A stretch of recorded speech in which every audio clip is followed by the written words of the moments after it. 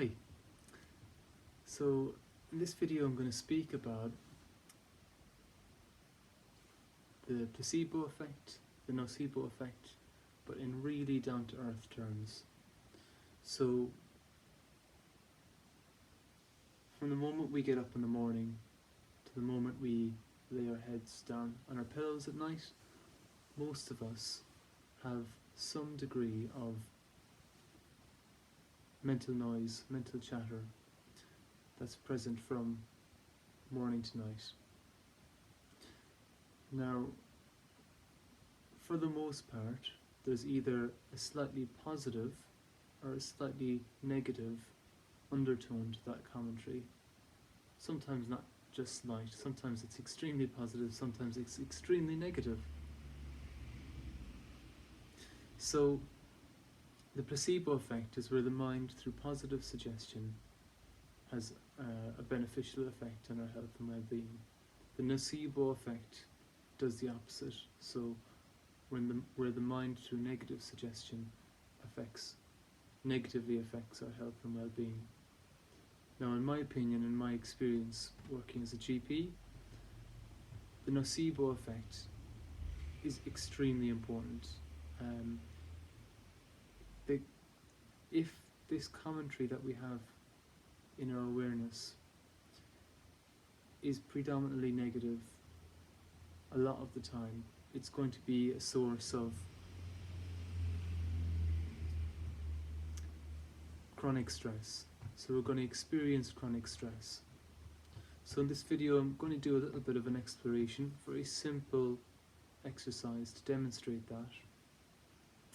And in a sense I'm going to help people to step back and just see this effect for themselves. Because essentially this is coming from the power of our own thinking, moment to moment. So,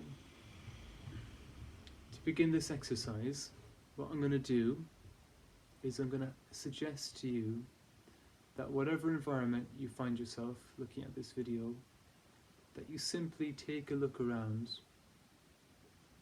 and find something or some things to complain about. So it might sound strange, but you're going to find fault in what you're seeing or in what you're hearing. You can even find fault in something that you see in me. You may have already found a fault,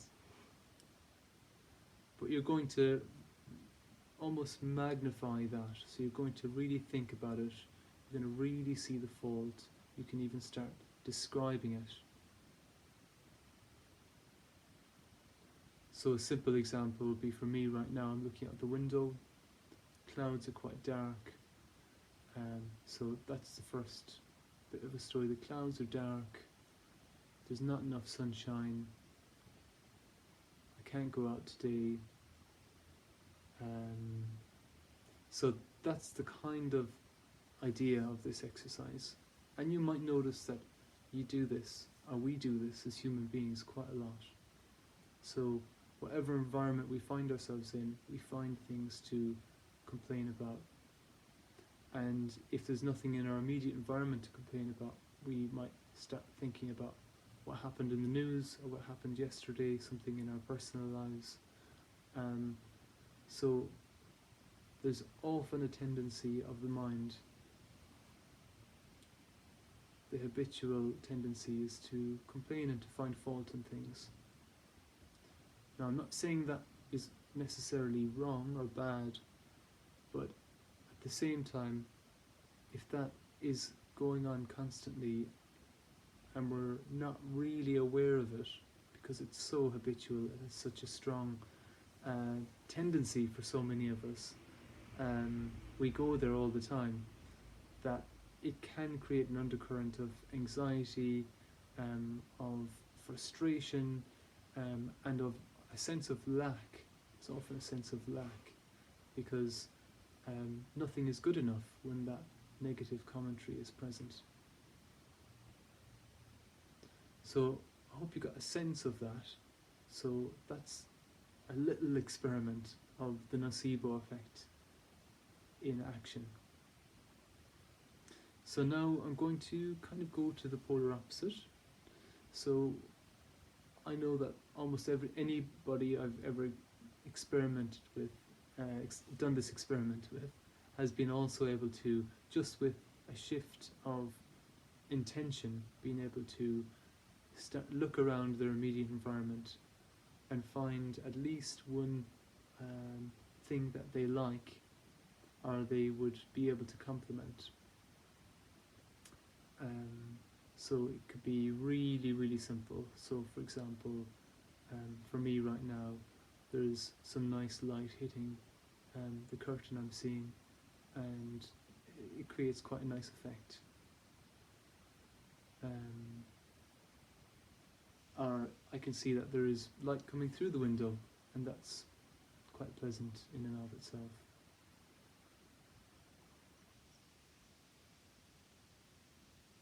And I can notice that I feel a little bit better than I did 2 minutes ago when I was looking at fault finding, essentially. So I hope you can get a sense of this. So this is just a little experiment, but this is often what we're up to internally a lot of the time. Not necessarily commenting on what's immediate, but we're often commenting in a negative way or a positive way, and this generates a certain undercurrent of feeling. So I'm going to do one other little experiment, and that is experimenting with, for want of better words, more of a pure observation element. So this time what I'd like you to do, what you'd like you to explore, is simply looking around your immediate environment and seeing things without naming them, without labeling them. So essentially just seeing the colours, the shapes, the forms of what's directly in front of you.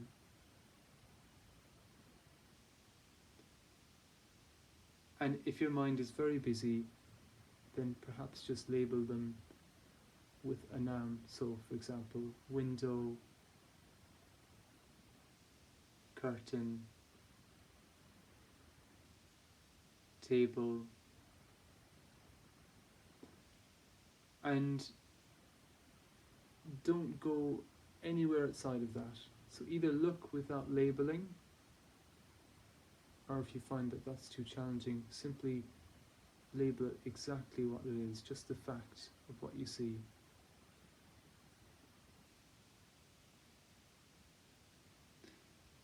What often happens with this part of the exercise is that through observation, through choiceless observation, we tend to feel more connected with what we're seeing, with what's immediate.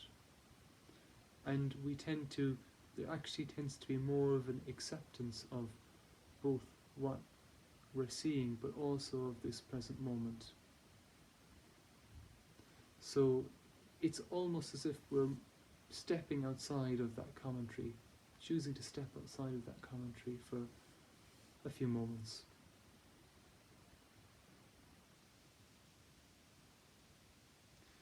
And for me, that's a more peaceful place to hang around in. So the place of observation brings about a sense of acceptance. And then from that sense of acceptance, what I say or what I do tends to be more fruitful than what I say or what I do if I'm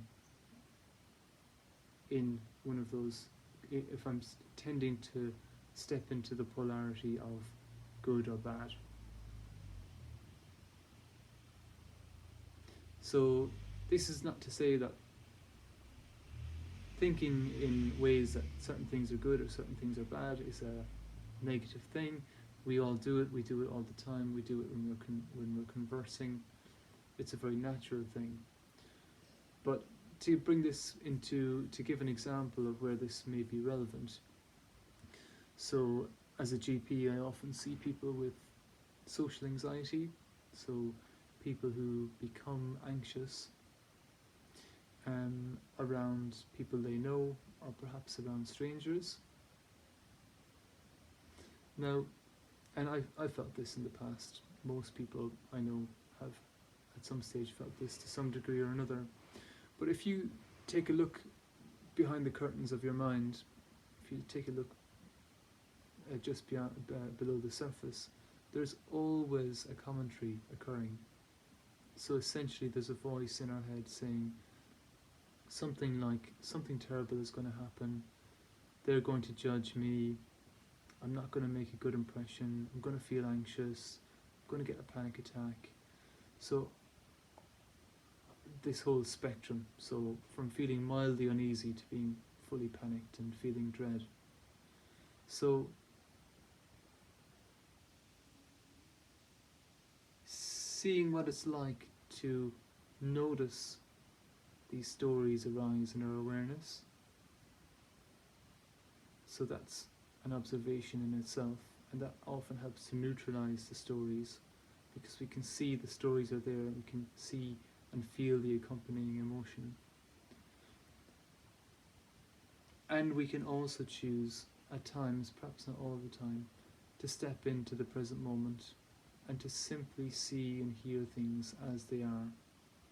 So it could be in our living room or wherever we are in our hallway. We can just see the colours, see the shapes, listen to what's actually present. And as we step out the door, continue to see things and hear things without adding anything to the situation, to our immediate environment, with our mental commentary. Now, in my opinion, this is really simple, but actually really huge, because we have a tendency to talk to ourselves, in a sense, so much, so often. And we also have the possibility to choose not to do that. So if someone turns on a light, so someone can also turn off a light. So in a sense, we're generating those thoughts. And through experimentation and observation, we can also turn off our thinking, or at least turn down the volume of our thinking from time to time. And it's in those moments when our thinking quietens down that we experience a sense of peace and a sense of calm, and nothing in our circumstance needs to change. So we can go out to meet friends, or we don't go out to meet friends. The situation actually doesn't make the difference as to whether we feel anxious or not. It's the thinking and the commentary that we're generating that's going to make us feel anxious, or fearful, or excited. Whatever it is, depends on what's arising here. So I hope you found this helpful. I hope that it helps you to live your life perhaps with slightly more ease. If you have any questions, if you have any comments, I'd be grateful if you posted them under this video, and I could respond to them perhaps in a subsequent video. So I'm inviting you to simply observe what you see, what you hear, without commentary, without definition, from time to time in your everyday experience. Thank you.